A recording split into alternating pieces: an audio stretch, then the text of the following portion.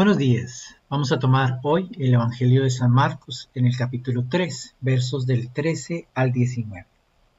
En aquel tiempo, Jesús subió al monte, llamó a los que él quiso, y ellos lo siguieron. Constituyó a 12 para que se quedaran con él, para mandarlos a predicar y para que tuvieran el poder de expulsar los demonios.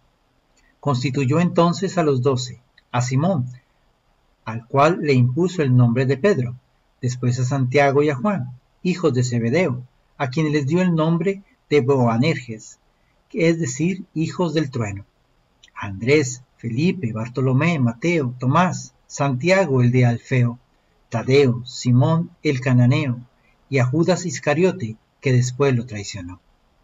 Palabra del Señor, gloria a ti, Señor Jesús. Estamos muy acostumbrados a pasar todo por la lógica humana. Este es un buen momento para que nos demos cuenta de que nuestra lógica no necesariamente coincide con la del Señor, y por lo tanto no podemos esperar que siempre lo que dispone corresponda a lo que queremos, nos gusta, esperamos o hemos planeado. El Señor tiene sus propios planes. Entender este concepto es tan importante porque de otro modo pasaremos a engrosar las filas de los cristianos a nuestro modo, que en realidad son los más numerosos, los que hacen lo que les parece, lo que les provoca, y toman de Jesús lo que les conviene, teniendo un Dios a imagen y semejanza de ellos. Lamentablemente eso no es el cristianismo. Es a Cristo a quien tenemos que seguir, y no a ninguno de nosotros, por más iluminados o estudiosos que podamos sentirnos. Este error es mucho más frecuente de lo que estamos dispuestos a admitir, y se da cuando por una soberbia disfrazada de humildad y de sabiduría nos erigimos en intérpretes de la palabra de Dios y le hacemos decir a la palabra de Dios lo que nos parece a nosotros. Así escogemos en qué creer y en qué no creer. De este modo terminamos creando a un Dios a nuestra imagen y semejanza, como lo decía ahora, y no estamos dispuestos a entender y aceptar su voluntad en nosotros. Por ejemplo, si María era virgen o no, es un tema que pasamos por alto, o si Jesucristo murió crucificado, no nos parece suficiente argumento para llevar un crucifijo o colgarlo en nuestras paredes, o si realmente ocurrió la multiplicación de los panes y los peces. Incluso no nos parece importante que Jesucristo haya resucitado o que tal vez esté enterrado por ahí. Todo debe corresponder a la lógica mundana y razonable según nosotros. Sin embargo, lo cierto es que toda esta historia corresponde a nuestra lógica humana. Y si tratamos de calificarla y aceptarla en virtud de ella, terminaremos armando un mito que no corresponde a la verdad. Tenemos que tener mucho cuidado con esto, porque la verdad es una, concreta y objetiva, aunque no corresponda a nuestros criterios. Es más, no tiene por qué corresponder a nuestros criterios, sino a los de Dios. No hay que ser tan estudioso ni sabio para comprender que jamás podríamos contener todo el océano en un vaso, que no hay argumento ni concepto que nos permita contener a Dios. Esto es algo que debemos comprender y aceptar, despojándonos con humildad de toda la soberbia y confesando con fe que para Dios nada es imposible, así no lo entendamos, y que la creación toda está regida por su voluntad. Dios no necesitó de nuestro criterio para crear el universo. ¿A qué vienen estas reflexiones? Hago referencia a dos hechos que se narran en el pasaje del Evangelio de hoy.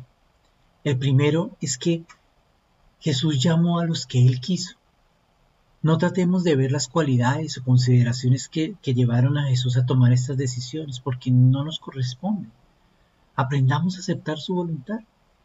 Lo que Él determine para nosotros está bien. Así tiene que ser, porque estamos frente a Dios.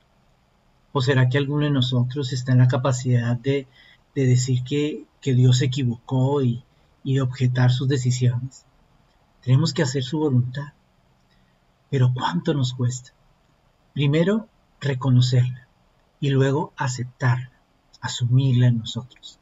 Queremos hacer lo que a nosotros nos parece.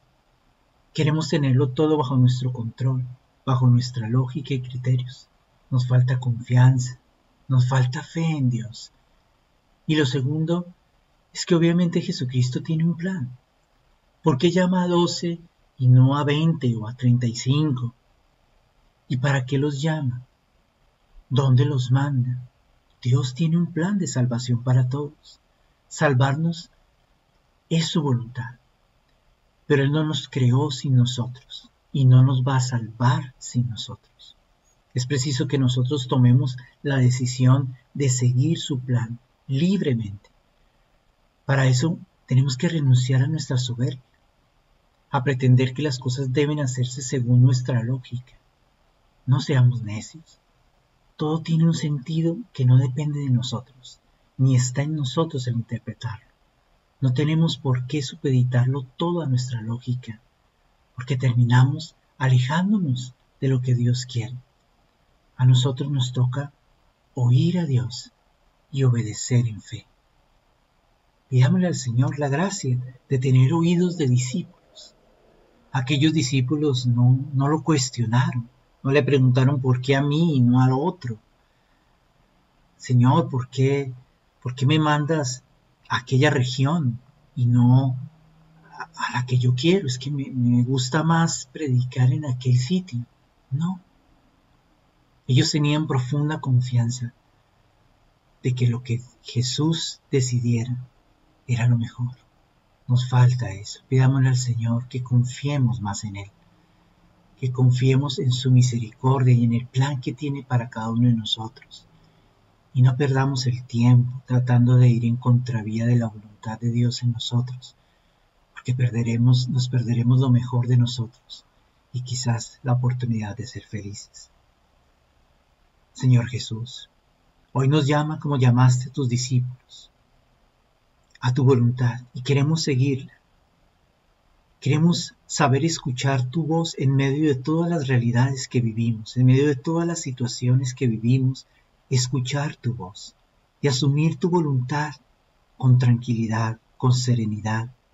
Así en principio no entendamos absolutamente nada de lo que hagas en nosotros. Sabemos que con el tiempo comprenderemos por qué hiciste esto y no otra cosa. ¿Por qué dispusiste esto en nuestra vida y no otra cosa?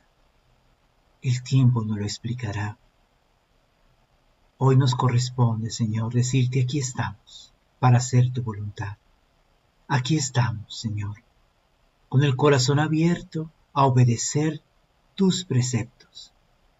Enséñanos a escucharte, enséñanos a obedecerte, enséñanos a aceptar tu voluntad con serenidad y muéstranos el camino para ser profundamente felices. Amén. El Señor esté con vosotros. Y la bendición de Dios Todopoderoso, Padre, Hijo y Espíritu Santo descienda sobre vosotros y os acompañe siempre. Un feliz día para todos.